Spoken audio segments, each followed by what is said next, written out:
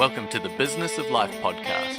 Don't let fear and disengagement dictate the way you run your business or your life. Revolutionize the way things are done. Innovate, affect change, find your purpose.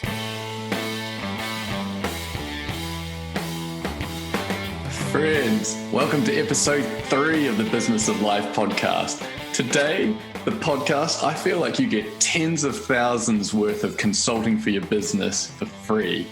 This guy is going to give you so much practical advice on things you can implement in your business today and how to retain customers. And not only that, I think our conversation really helps dispel some of the kind of notion that you get at times that people that got to success maybe got there without a huge amount of struggle.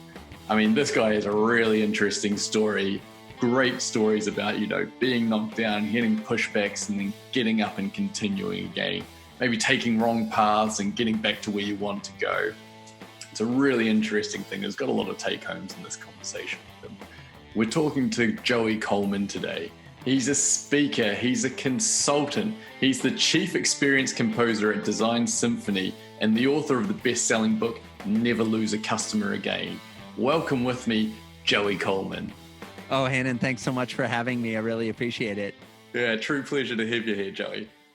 Just for the people who don't know you, I'd love if you could give us a bit of an overview of your career so far and how you've got into, being an expert in customer experience and customer retention. Sure. So my career has been very, very eclectic. Okay. Some might say he can't hold a job. I like to think of it as I'm always finding new things that I'm interested in. At least that's my perspective. So I studied government and international relations in college. I went straight to law school where I studied international law, litigation, and national security law. I worked for the Secret Service. I worked in the White House. I worked for the Central Intelligence Agency. I became a criminal defense lawyer. I did that for a while. I was a business consultant. I ended up teaching at the postgraduate level. I ran a division of a promotional products company. Then I started my own ad agency, and I ran that for over 15 years. And then I became a full-time speaker, and that's what I am today. Basically a full-time speaker and author and consultant, teaching companies how to keep their customers. And the thread, if you will, that ties all those different jobs together is that in each of those jobs, the way you succeeded was by having a keen understanding of the human condition. Mm-hmm. Why do humans do the things they do? And what can we do to influence or persuade or convince them to do the things we'd like them to do? So when I was a criminal defense lawyer, it was, what can I do to convince this jury that my guy didn't do it? When I was, selling promotional products, it was, how can I get you to buy more widgets? When it was running my ad agency, it's how can I convince people to visit a website more or respond to an advertisement more or feel an emotional connection to a logo. Yeah. In each of these positions, it was about human psychology and the human dynamics. And that's really what sparked my interest in customer experience and employee experience and how we can marry those two to create the kind of remarkable interactions that will keep our businesses growing. Yeah, I think that's so key as well, because I think so many people differentiate between the customer experience and then completely forget about their employees and how their experiences of work. When, I've seen a lot of what you talk about and what you've written in it, definitely when you look at one of them and you have employees who are engaged in their work and what they're doing, the customers are just off the back of it are going to see that experience and feel a much more engaged experience in the brand as well. And it's just like an overall purpose of business, isn't it? If everyone's driving towards the same goal, you're going to be winning. So Absolutely. I often think of it as two sides of the same coin. As you shine up and improve the side of the coin that deals with the customer experience, your employees get happier because they're dealing with happier customers. As your employees get happier, your customers that are calling in are dealing with happier employees, so they become happier. And all boats rise together. It's, you improve one, you improve the other. You don't pay attention to one, you start to lose the other as well.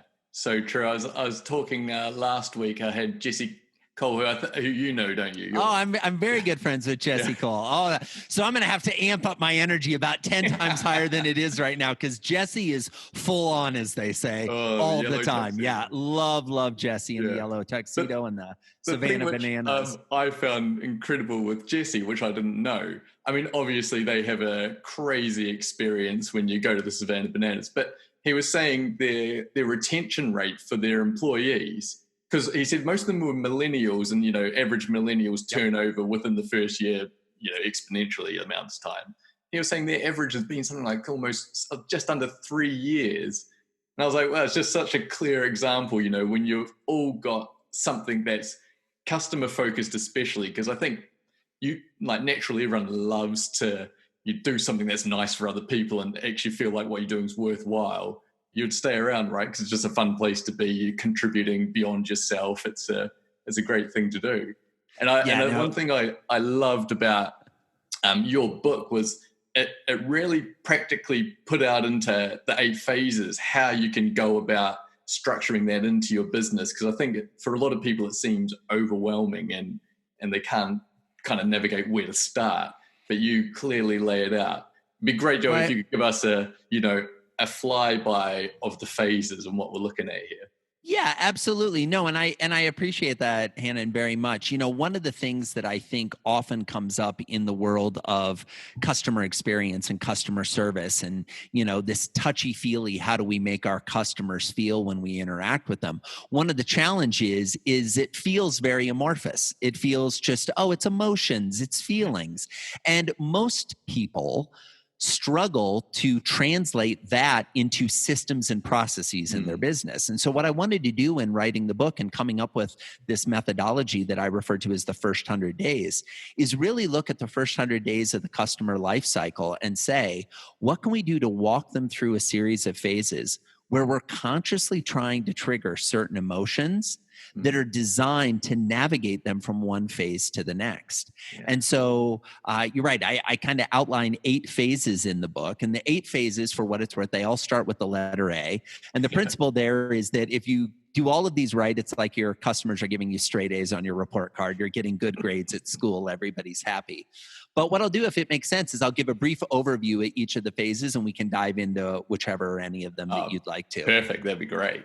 Great. So phase 1, the first phase, is the assess phase. This is when a prospect is trying to decide whether or not they want to do business with you.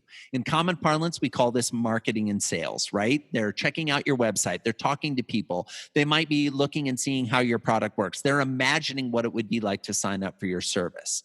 We then move to phase 2, the admit phase. This is when the prospect admits that they have a problem or a need or a desire that they believe you can help them with. Yeah. So they sign on the dotted line, they hand over their hard-earned cash, they transition from being a prospect to being a customer. This is day 1 of the first 100 days journey.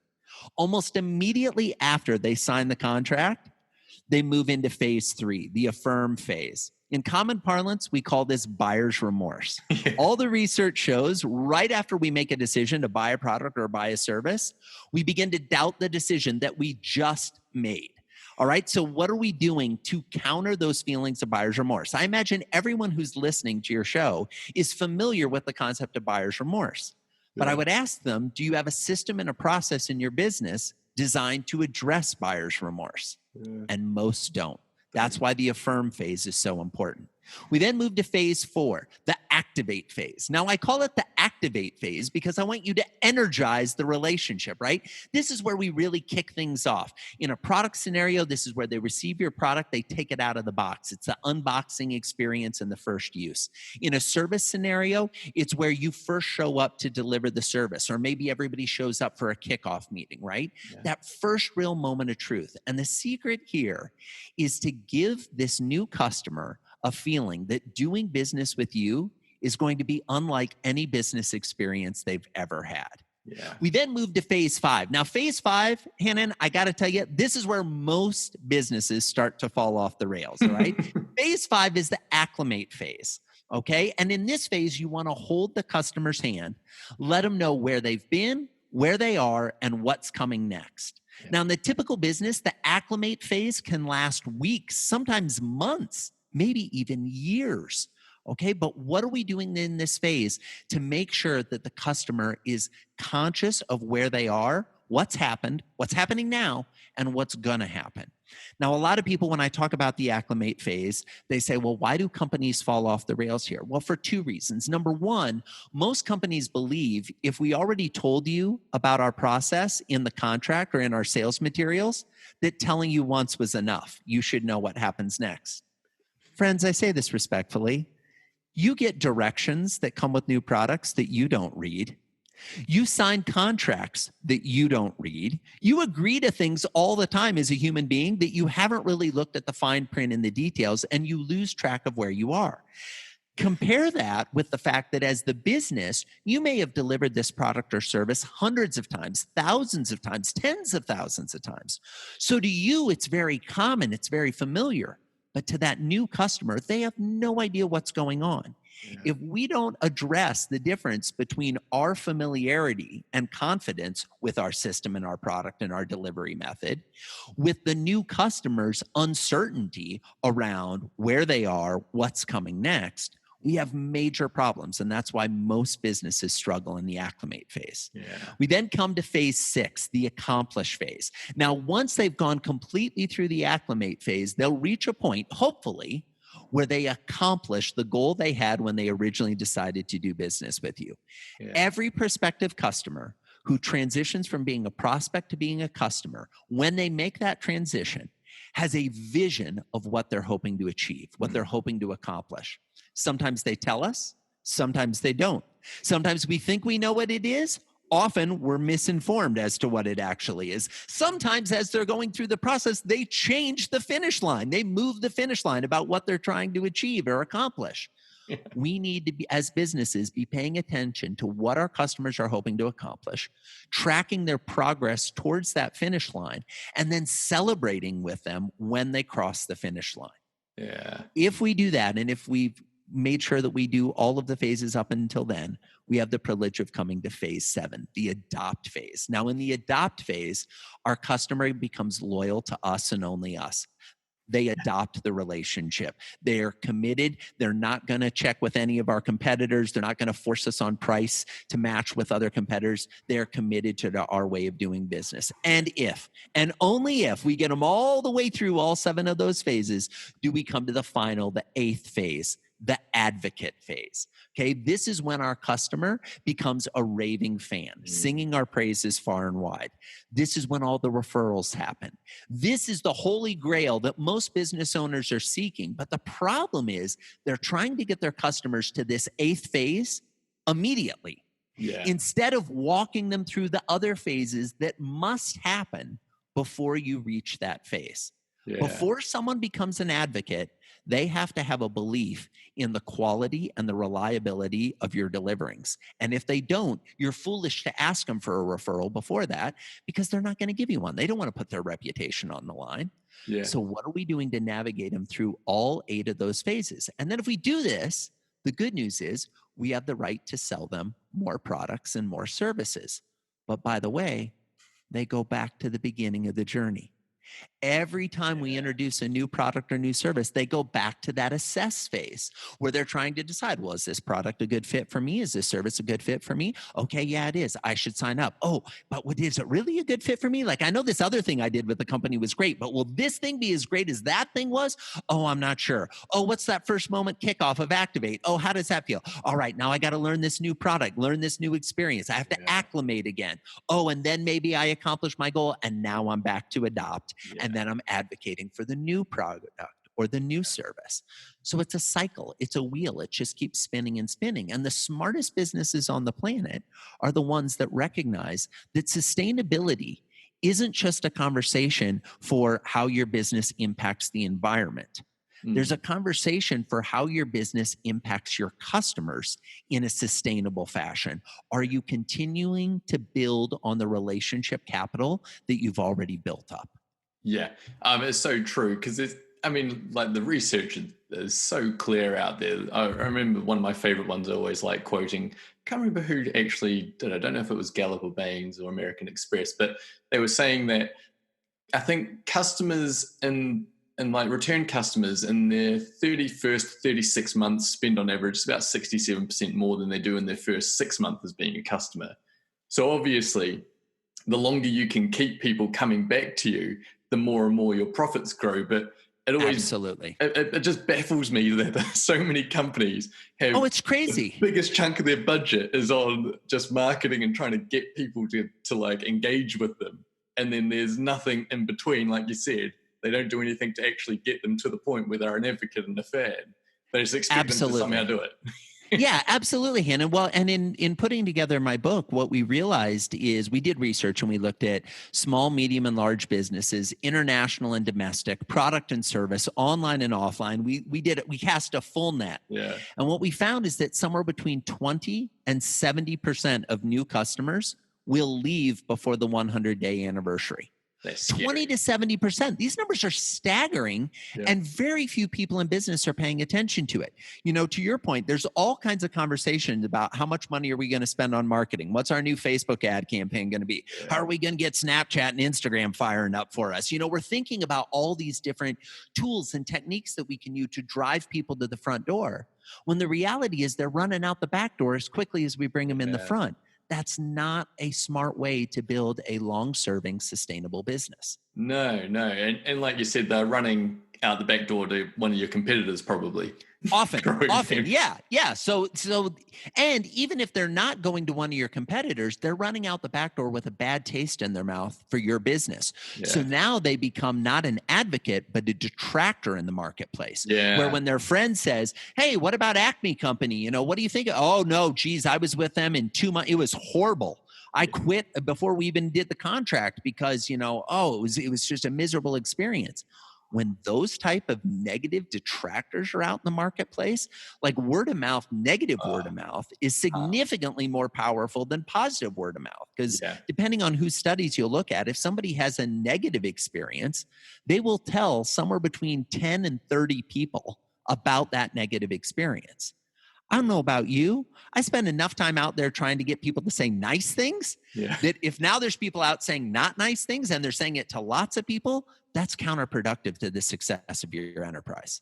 Oh, it's so true. I mean, you just think about like anytime you're even thinking about engaging with a service, you always look at their reviews, right? And I guess I'm like most people, I don't really look to see what the good reviews are. I just go through what are the bad ones. Totally. I mean, that's the reality of the world we live in today, right? It used to be that people looked for the good reviews, but now there's so many reviews. Now what most people do is they look at a couple things. Number one, they look at the average number of stars. So if on 5 stars, are you a 4.8? Are you a 5.1? Are you a 3.2? Where are you at average? And then the typical customer will look at the 1 and 2 star reviews. And when they read the 1 and 2 star reviews, what they're looking for is the person who wrote this review crazy?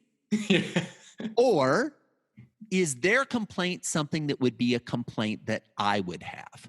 So, for example, they read a 1-star review that just says, "Oh, I can't believe, I didn't even read this book. I just bought the book. But based on getting it, and when I held it in my hands, I thought, this is ridiculous. I don't even want to read this. Refund, #sad, whatever."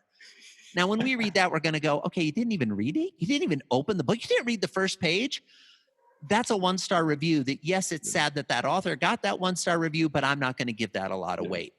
Compared to, say, somebody selling a book and the idea is that the book is going to teach you how to run faster, and you're reading the book and the review says the book promised to teach me how to run faster. I did all 48 exercises in the book. I went to the field every day for 4 months and tried, and I still didn't run any faster. Well, now we might look at it and go, maybe I should look at a different book, because it seems like somebody did everything the book said they were supposed to do and it still didn't work.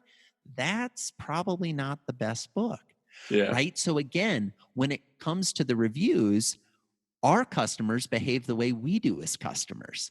So you want to be looking for how can you get the good reviews, and how can you get the reviews from people who actually will speak to the practical application of your product or service in their life.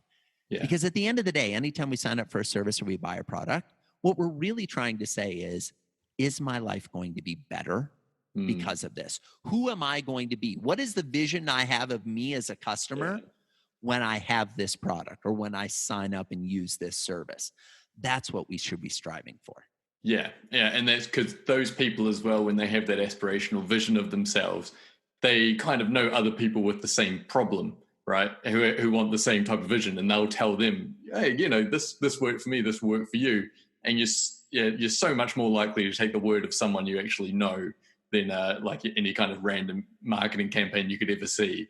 So when you have those people, generating through referrals for you and advocating for you, like you said, your business grows. Like going back to Jesse, he was saying that they don't spend any money on marketing. Yeah, their games and their fans are their marketing budget. I've had the pleasure of attending some of Jesse's games. First of all, it's not a game. It's a spectacle. It's a circus where a baseball game breaks out in the middle of it. Like, it's not a baseball game, right?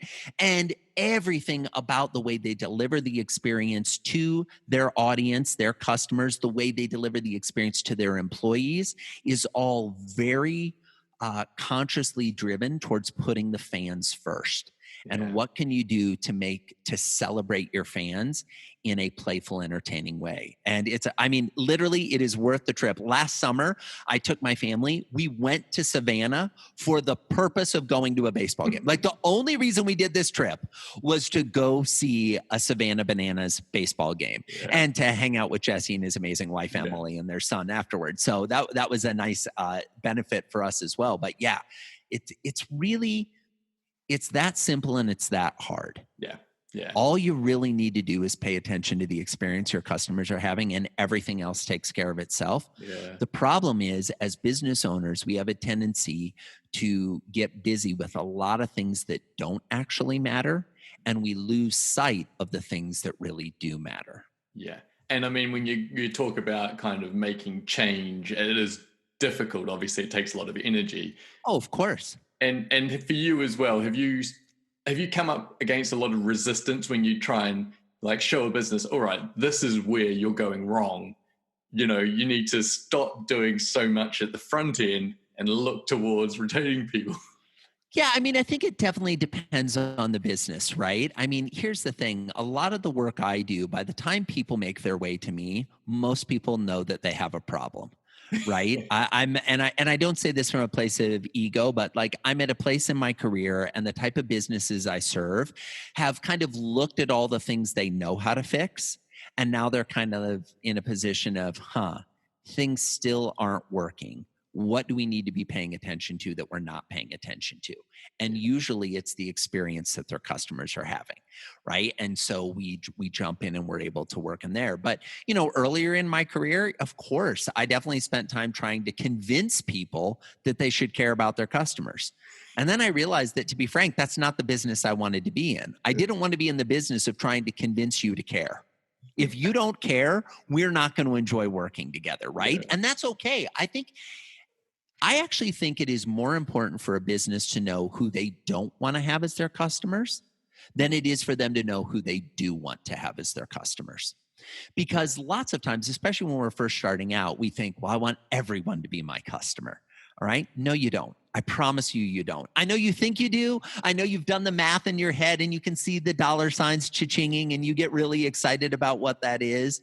But the reality is, it is better for you to be clear on the type of projects and services and customers you don't want to serve than it is to think, oh, I'll try to be all things to all people. Yeah. Jack of all trades doesn't work very well. Yeah, jack of all trades usually ends up as master of none. Yeah, too true.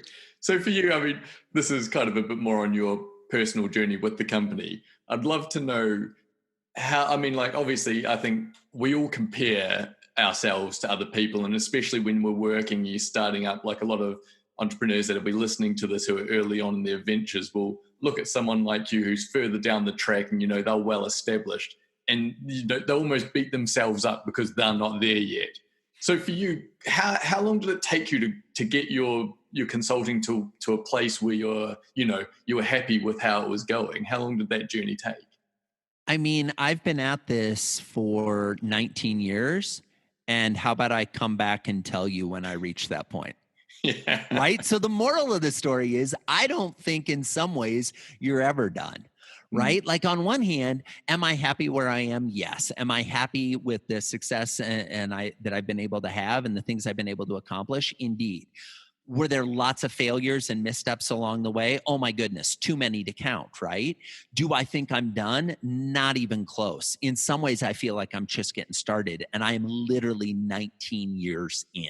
Yeah. And I just feel like I'm coming into my own, and really things are starting to click the way I want them to. So the reality is, you're right. It is the human condition to compare. It is the human condition to compare and contrast. But I think, I saw this quote some time ago in context of social media, but I think it applies particularly to business owners. Stop comparing someone else's highlight reel to your daily life. Yeah. Right? We have a tendency as humans to put people up on pedestals. We look at a business and say, oh, if only I had that many customers, or oh, if only I was as that good of looking, or oh, if only I had those type of investors, or oh, if only I had that much money, or oh, if only my product was in that cool hot niche that everybody is excited about right now. Instead of saying, well, what about all the things that they're struggling with right now? What about all the things they had to overcome? I think there's a lot of deification of celebrity business people, and we look at a Jeff Bezos or an Elon Musk or, whoever it may be, and we say, oh, if only I had their life. Do you really want their life? Yeah. Like, actually read about what their life looks like. Yeah. Talk to their ex or multiple ex-spouses or their children.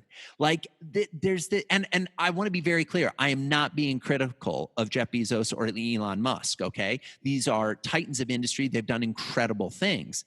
But to every success they've had costs too. And if you actually get in conversation with successful business people and they let their guard down, they will let you know what the costs are. And then you get to decide, is that a price I'm willing to pay? Yeah. See, everybody wants to look at the positive side of the ledger. What is this going to allow me to do? Instead of the negative side of the ledger of what sacrifices am I going to have to make in order to achieve that on the other side of the ledger? Yeah. To me, that's the conversation that needs to be happening more in business, right? As we think about our goals and we think about what we're trying to accomplish and where we want to go, okay, that's fine. But are you willing to do the things that are necessary to achieve that? Yeah. So true. I mean, you just don't know the journey that people go on, and you can just see and you'll be like, oh, their life's great. Or they have it going so great, but you just have no idea. I remember last year last summer, I was, one of my friends was playing in a band at a festival. So I went along backstage with him and hung out there for the day. And we're chatting to a guy who was like with them at the moment. And he was the drummer for Placebo. Obviously, Placebo are a massive band, right? Sure. And just as we're all leaving, he goes, "Oh, I'll go and bring the van around to give us a ride." And I was like, "Oh, why is he driving?" And he goes, "Oh, he's the driver for our band." And I was like, "What? But he's the drummer?" He goes, "Yeah, it's a tough industry, man. He's not touring, he's not getting paid. You got to do stuff." And I was like, "You would never think that, probably 2 weeks ago he was playing in front of 40,000 people. Now He's driving for another band, and he's like, you just got to do what you got to do. You got to do what you got to do. Exactly. And I think at the end of the day, it's a piece of the entrepreneurial dream and the entrepreneurial story that most entrepreneurs don't tell publicly. And number two, most aspiring entrepreneurs are constantly looking towards the next person up the mountain or the next pedestal without considering all the journey and path that person went through and the sacrifices to get where they are. Being an entrepreneur, running your own business, it's incredibly difficult. I mean, the success rate for businesses is abysmal. I think the last stats I saw, at least here in the United States, is I think I'm quoting this correctly because they put these studies out pretty regularly. The last one I saw was that 10% of businesses make the 5-year anniversary.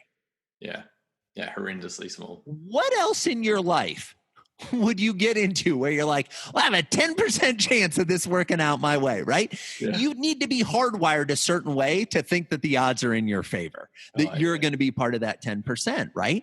And so what are we doing to be realistic? I think entrepreneurs need a certain level of suspension of belief and suspension from reality to dive into the pool and to swim this crazy race. But I also think that the more you're in it, the more useful it is to check in on a regular basis to what reality is. Why I think it's good to have friends who aren't involved in your business, why it's good to have friends who maybe have regular 9-to-5 day jobs or have aspects of their life that you're interested in.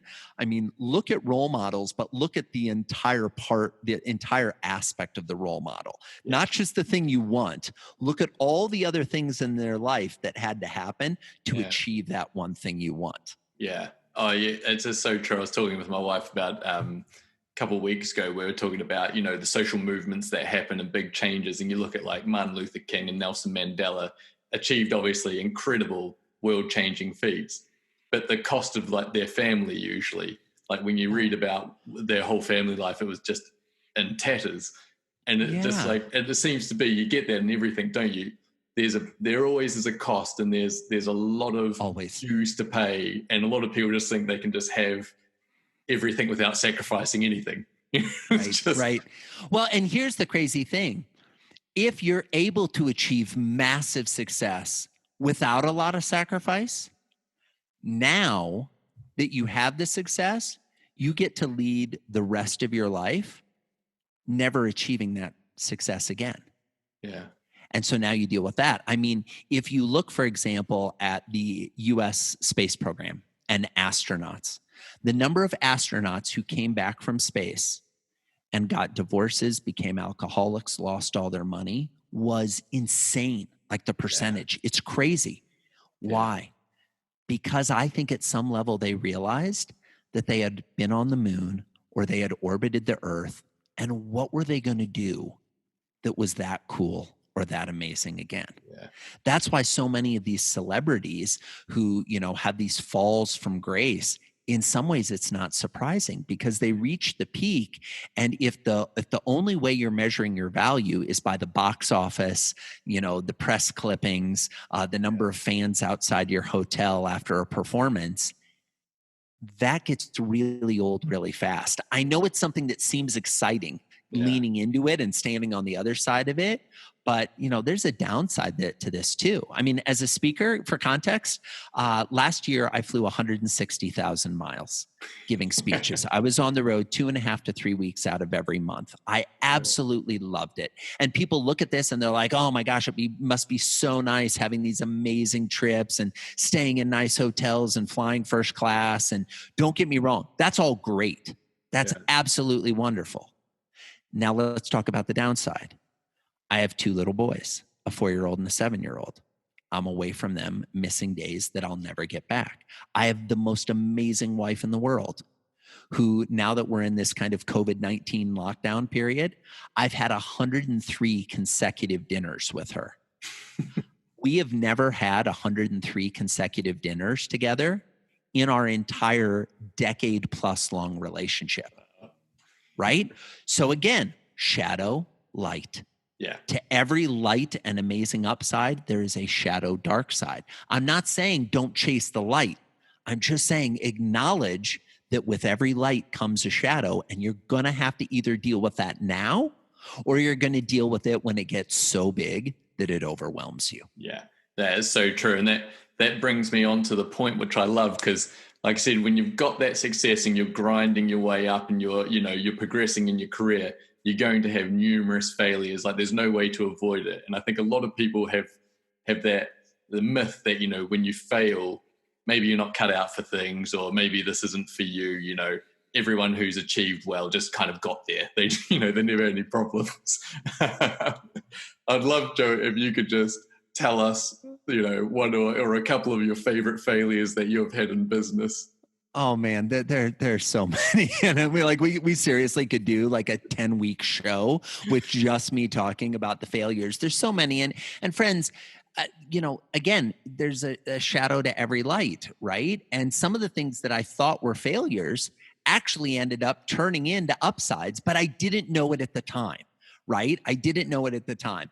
So, couple failures. I mean, like many entrepreneurs, at one point when times were tough, I ran up a lot of debt on personal credit cards. At one point, I had $70,000 in credit card debt at 29.99% interest for years, plural. Okay. That's a great way to trash your personal credit while trying to run your business. So there's a financial downside. There were plenty of times where I didn't save enough money to carry me through down months. And so I had months where I was basically eating peanut butter and jelly for breakfast, lunch, and dinner because there was no money to buy other food with, right? There were times where I took projects that I knew I shouldn't take and found myself in lawsuits with people suing me for the projects. Oh yeah, that's fun. And by the way, did I mention earlier that I'm a lawyer? So like when you sue a lawyer, it's like a whole other layer of crazy that you're dealing with, but you got to fight those, right? You got to deal with it. There were times where I sent things out that I thought, there have been dozens of times where I thought I had sent a message and it had gone to everyone and it hadn't. And then when I finally realized it hadn't gone to everybody on my list, it was too late. Like technology snafus. There was a period where I thought I had a website and actually the website was broken and it wasn't loading for more than 3 months. And I didn't know. There were times where I hired people who were amazing employees for like the first month, and then they turned into miserably not good employees who were not producing, and I still continued to pay them for months and months, if not over a year, right? I mean, like literally, there are hundreds and hundreds and hundreds of examples of failures. Yeah. Here's how I look at failure, though. It's only a failure if two things happen. You don't learn something and you don't get back up. Yeah. I don't care if you get knocked down. Friends, you're going to get knocked down. I've been knocked down more times than I can count. I probably spent more time on my back looking up than I have standing upright, right? Like you get knocked down, you get beat down. The question is, are you going to learn to avoid it? And are you going to get back up? Yeah. And so what I've done is I've started to put in systems that help me avoid those things. So for example, I have a little ping on my calendar on the first of every month. And what does it say? joeycoleman.com. And that means nothing to anyone else other than me. What it means is on the first of every month, I log in from my laptop and from a phone and from another computer to make sure my website's up. Now, why do I do that? And are there smarter ways to do that? Absolutely. And do I now have an amazing web hosting company that would let me know if something went wrong? Yes, I do. And it takes me 2 minutes to know that I won't make that mistake again. Yeah. So not only have I put that into check, but now I have a separate relationship. So I pay more for my hosting than the $8 a month that I was paying. Yeah. I pay to have a private relationship with a hosting company that manages my security on my website, that manages the uptime. I know the CEO. I know several people on staff, and they're checking it all the time, making sure things are running. So I built that system in, but I have to pay more for that system. So sometimes it depends on where you are in the life cycle of your business. You start to have to pay just to keep things going the way they are, not to grow or to add on. This becomes just maintenance for keeping the business up and running. So what I've also found is as your business grows, your expenses grow. Yeah. Even if you are religious and paying attention to them, they still grow. A little aside here, and I'm not proud to say this, but let's take it out of the business life into the personal life. About 2 months ago, my wife and I sat down and we were like, let's review all of our finances, our personal finances. We reviewed the business finance too, but I said, let's review our personal finances. And in order to do that, come to the table with every recurring credit card charge that you have. So I was paying for our family's subscription to HBO. And so was my wife. We're paying for 2 subscriptions to the same program, and we didn't realize it. Now, 2 points. Number 1, we could beat ourselves up about that, and we can look and say, oh my God, how wasteful. How could you spend $15 a month every month for however long we've both had this? We frankly, respectfully, we don't even know when the double overlap occurred, right? It's sometime within the last year, but we're not sure when. Yeah. Or we could say, all right, so what's the lesson we can learn here? Well, lesson number 1, cancel one of the subscriptions. Lesson number 2, do we even need to subscribe to HBO? Should we cancel both? Lesson number 3, we should sit down and compare all of the numbers more than once a year. Yeah. Even if we did it once every 6 months, it would be a better idea, or once every 3 months. I share this story not to throw me under the bus or throw my wife under the bus, but to say how we react to things not going our way, I think is probably one of the most important skill sets we can develop as humans. How do we respond to failure? Now, 2 HBO subscriptions, failure with a little f, right? Not a huge thing, not earth-shattering. Thankfully, we're in a place where that's not going to, the extra $15 a month wasn't going to bankrupt us at this point in our career. But there was a time where that extra $15 could have been a game changer. Yeah.